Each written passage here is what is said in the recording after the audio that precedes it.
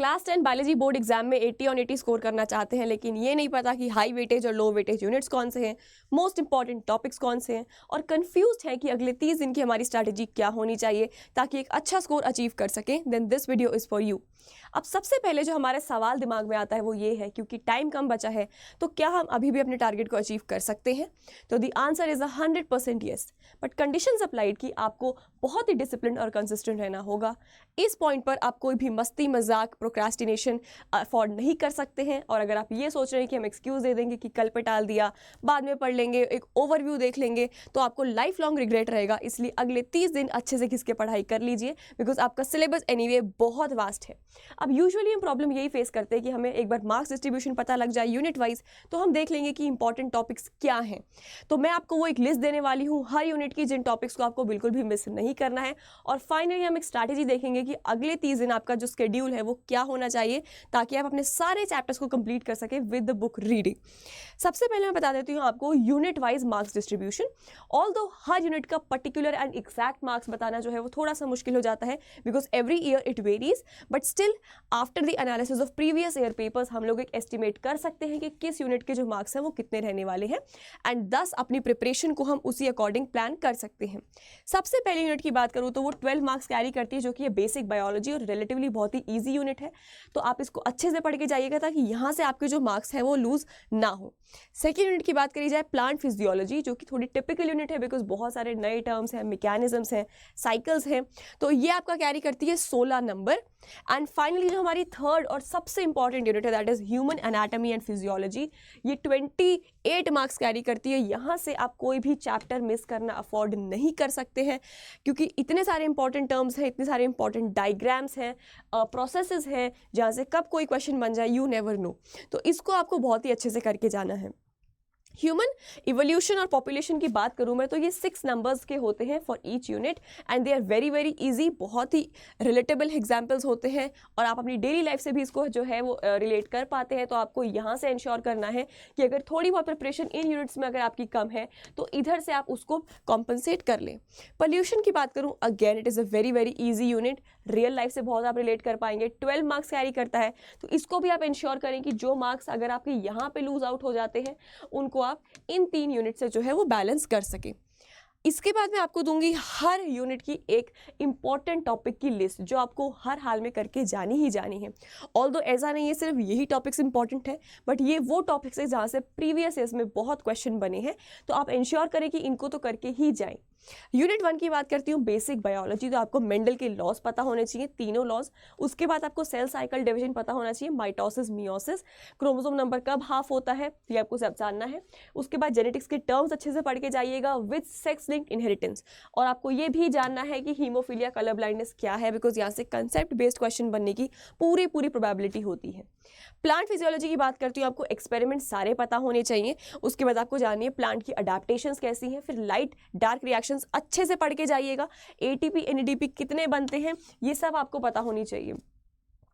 Unit 3 की बात करूं, ह्यूमन एनाटॉमी एंड फिजियोलॉजी, बहुत बहुत बहुत इंपॉर्टेंट यूनिट है। इसके अंदर सबसे इंपॉर्टेंट मैं बात करती हूँ सारे के सारे डायग्राम्स हैं, इनको अच्छे से देख के जाइएगा, बिकॉज बनाने को भी आ सकते हैं, लेबल करने को तो ऑब्वियसली आ ही सकते हैं।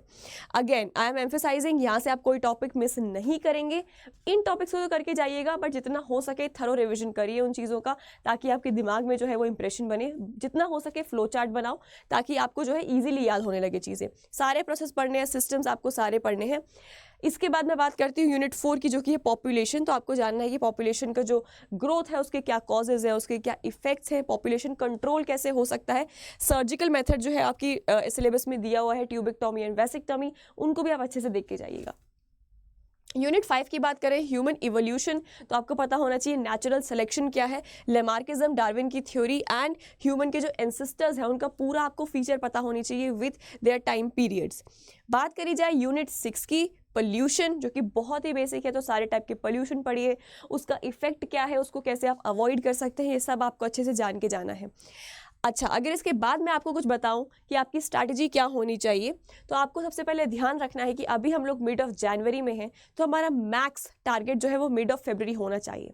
Y am I saying mid of February even तो आपका पेपर जो है वो मार्च में है, इज़ बिकॉज आपके papers after Feb, mid Feb जो है वो स्टार्ट होने लगेंगे, तो आप बायोलॉजी को पूरा का पूरा अटेंशन तो ऑब्वियसली नहीं दे पाओगे बिकॉज आपके पास बाकी सब्जेक्ट्स भी होते हैं।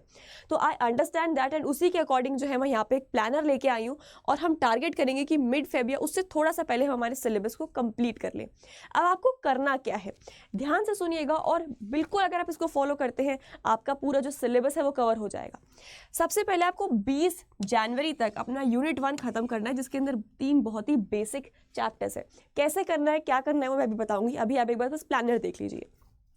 उसके बाद यूनिट 2 को आपको देना है 21 से लेकर 26 जैन तक का, बिकॉज प्लांट फिजियोलॉजी है तो जो है टॉपिक्स वो कॉम्प्लेक्स हो सकते हैं, तो इसलिए मैंने इसको सफिशिएंट टाइम दिया है।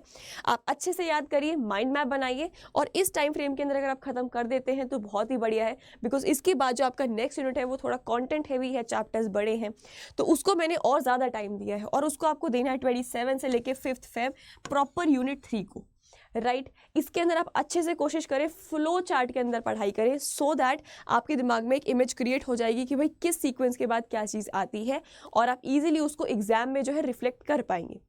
सिंपल यूनिट्स है हमारे पास 4, 5 और 6 वाली, जो कि आपकी इजीली स्कोरिंग यूनिट्स भी हैं। That is why I am saying कि प्लांट फिजियो और ह्यूमन एनाटॉमी में अगर कोई मार्क्स आपके लूज हो सकते हैं तो आप यहाँ से उनको कॉम्पनसेट करिए। और मैंने आपको अगेन जो है वो 6 से 7 दिन का टाइम दिया है, जिसके अंदर अपनी तीनों यूनिट आप खत्म कर सकते हैं और बहुत ईजिली हो जाएगी। पोल्यूशन तो आप देखेंगे कि आप लगभग 1 दिन के अंदर या 1 से 1.5 दिन के अंदर उसको ईजिली खत्म कर पाएंगे, तो उससे ज़्यादा टाइम आपको देना भी नहीं है। अब सवाल ये आता है कि इसको पढ़ना कैसे है, क्या स्ट्रैटेजी होनी चाहिए हमें चैप्टर को अप्रोच करने की।